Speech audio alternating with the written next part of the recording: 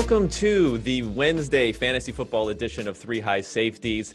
I am joined by resident PFF expert Ian Hartitz, also joined by an outsider here, where we're allowing some of the outsiders in on this thing, and that is an outside fantasy football expert, Kate Magdziuk from BallBlast. So we thank you for joining us. We have three big topics to go over today. That's the conceit of the show. First, I want to talk about players that we may be higher on than others or lower on others going in this week. A sit-start question. Ian, I'm going to kick it to you first. Who are you looking at? Who are you looking at buying and fading this week? Yeah, I think Joe Burrow is someone that we got used to having this guy ranked as a QB1 almost on an every week basis. I know the Chargers game week one didn't look pretty, and it's been tough back there with the pressure rate. And it's not all on Burrow because he is 10th in pressure dropback rate this year, but he's got the 9th quickest release. So he's doing everything he can. I know pressure is sometimes on the quarterback, but in Cincy, truly looking at the offensive line. And, as someone that hyped all these pass game weapons throughout the whole offseason, not looking all that great. Just 40% of his pass attempts have been targeting a receiver PFF has deemed open. That's the 5th lowest mark in the league. Despite all that, we're talking about the fantasy QB9 through 3 weeks because he has the most dropbacks in the league, and we got 64 rushing yards in his score. So, it's not pretty all the time, but in fantasy, we want to chase that volume, and Burrow has more than just about anyone right now. I'm sitting Joshua Kelly. Last week was the spot to play him. It didn't go the right way. Weren't exactly expecting the Chargers as nearly touchdown favorites to be playing from behind against the Panthers, but that's how the cookie crumbles sometimes. I just think the two main concerns are, one, if Justin Jackson returns from his quad injury, it could easily become a split backfield, between Kelly and Jackson just on early downs. And this isn't quite as conducive of an environment to really enable two fantasy relevant backs like last year. Austin Eckler lined up in the slaughter out wide over 30% of his snaps last year. That's down to 16. So Eckler's the guy there, especially with Herbert under center. I think, if you can sell high on Kelly, you probably should. Somebody I am absolutely selling is Mo Alley Cox. I was super excited about him heading into week 3 after that monster 100-plus yard performance with Phillip Rivers. We do know that he likes to target the tight end position. Part of what made Greg Olsen so fantastic is just that awesome volume. We saw a great performance, but he's had all of that production on just 21 routes run through 3 weeks. I'm not buying into that. I think we have to see a lot of room for regression. He can't sustain that yards per route run. Don't buy into it. I'll go ahead and try to sell high while I can. And for a buy, I'm going to go with, let's go with Kenyon Drake. I know it's sort of a gross one, but he's seen a nice, significant rushing volume, which has been surprising considering his lack of efficiency. But he does get to face the Carolina Panthers this week. Should be a nice matchup. They've given up a lot to the run, and that should provide a nice volume and enough yardage to get them going on the ground. They've averaged 2.3 touchdowns per game to the running back. I think he could get 2 of those. Yeah, I think those are great choices. For me, I'm going to start with sell here. I don't know if anyone is truly buying it, but if you just look at, if you're just playing box scores, you might look at what Sony Michel did last week. He had over 100 yards rushing, but it was largely based on some long carries. We have an expected number based upon where he was getting those carries at only 41. He ended up having 117. He's not going to get goal line carries. Cam Newton's taking those, and also Rex Burkhead has been taking a lot of that work. So I just don't see how he's going to end up scoring, and especially when we talk about a tough matchup where they could be playing from behind this week. For guys that I'm buying, now this is more of a play where if at tight end you don't really know what you're doing this week. Maybe you have guys who've been disappointing. I think Dalton Schultz is a really interesting name to pick up. Again, when we're looking at these expected numbers based upon how often they're targeted and where they're targeted, Schultz has been the tight end 3 in expected fantasy points over the last 2 weeks since he's kind of taken over as that top tight end. The Cowboys offense is, they're not winning games, but the offense is hitting on all cylinders with a ton of volume there. So if you want to pick him up, especially heading into the weekend matchup with the Browns, after the Browns have given a big game to Mark Andrews, CJ Uzoma had a great game against them too before he got injured. And then Logan Thomas, he didn't get a touchdown, but he was targeted 7 times last week too. The Browns are really weak up in the middle of that defense. So I think he's a great addition for you that you can not only play this week, maybe he becomes your every week starter going forward. Kevin, you're talking a lot about, expected fantasy points versus what we've actually seen. And I think that is important when trying to project how players are going to do in the future. So there, have been a bunch of guys in the league that maybe have had the opportunity, but just haven't had the production just yet. Kate, is there anyone that kind of fits that criteria? We know it's a trade target you're just really trying to scoop up in pretty much all your leagues right now. So this is sort of like backwards logic here, but I am trying to target James Robinson because I think he is a guy that most people are sort of waiting for the other foot to drop. He's been so productive in Jacksonville. He's been their main guy, and he's seen all of the work there. I don't think any of us expected him to come out and suddenly rank 11th in rushing yards on the season so far. He's had a 100-yard game as an unranked, free agent.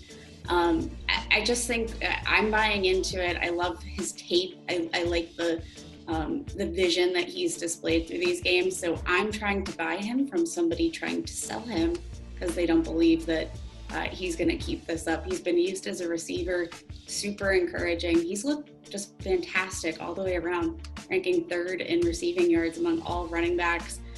I think he's got a lot to offer, and I think that, I'm going to exploit somebody who might not believe the way that I do.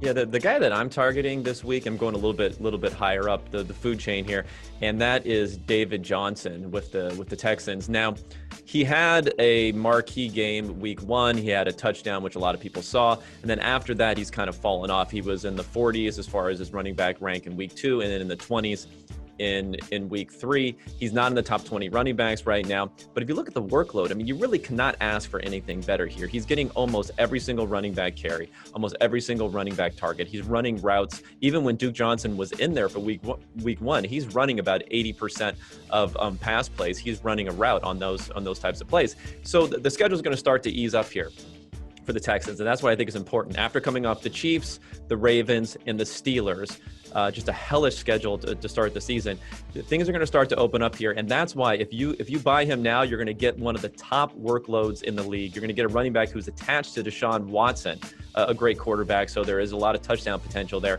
and he's someone who may have been a little bit depressed in value just because of the fact that he had such a tough time these last couple weeks.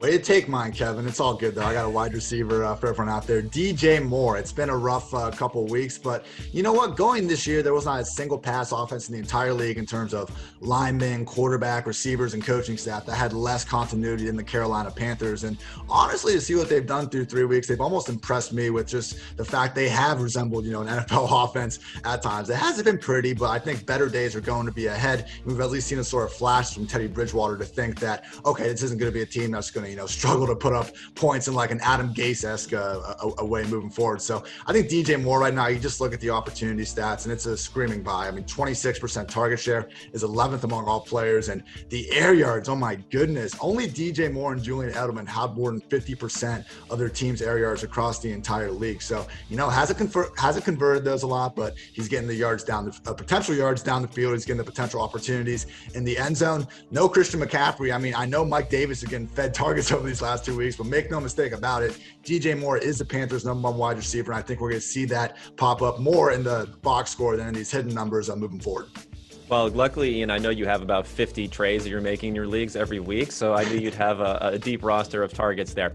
Let's talk about Thursday Night Football. Now, this is just such goodness. This is I really feel like the season has truly started when we can get Broncos, Jets, and then a surprise here with Rippon also in the game. So this is, you thought it couldn't get any better. It really has been taken to the next level. Now, luckily, to enhance this sort of game, we also have DFS we can play here, and specifically looking at showdown, single game contests, and other contests where we can group together a couple of different games. So I want to go to you, Kate, on this. What are you thinking about Thursday night DFS? Are there any players in this particular matchup, this high-flying matchup, who may be going underneath the radar? I think it's definitely a tricky one because there's no, there's no even #1 clear option that I feel comfortable paying up for at either of these offenses. I'm not even comfortable, putting my quarterbacks in the MVP slot. No, thank you. I'll take my chances with Noah Fant. He's been absolutely incredible with Cortland Sutton out of the lineup.